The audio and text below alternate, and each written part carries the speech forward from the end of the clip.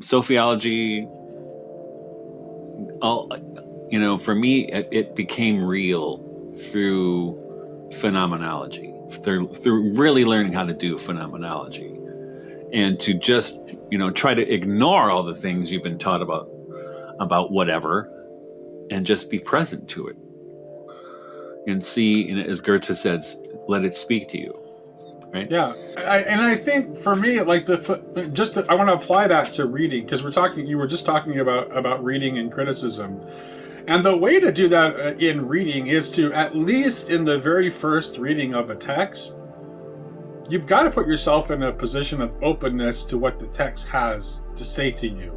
Porosity of being, right?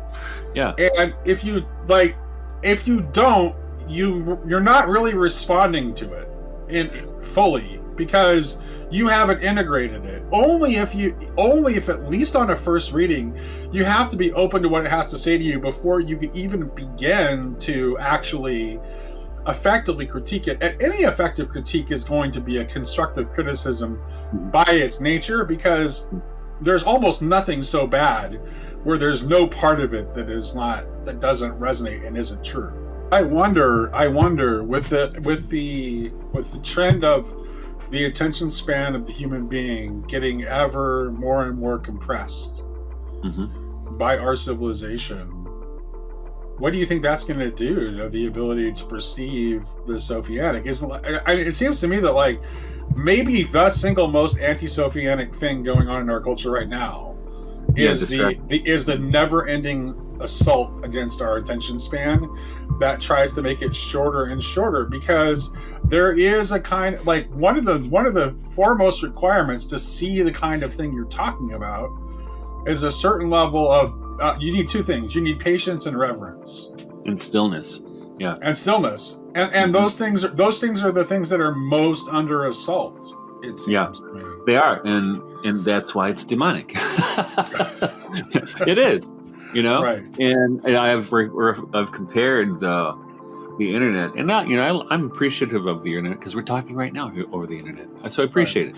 But there is a dimension to the internet which is like a demonic other world, right? That gets you into all kinds of dark shit, whereas through Sophianic porosity to nature, for instance, you can have glimpses into the Celtic other world, even though you're not in Ireland.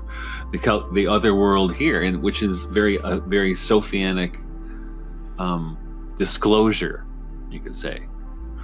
And and I try, I spend a lot of time on the computer editing books and whatever. So for me, how am I going to ground myself? Well, I'm lucky I live on a farm, so I have to deal with animals every day and plants. But certainly that you better believe you're grounded when other beings are relying on you for sustenance. Right.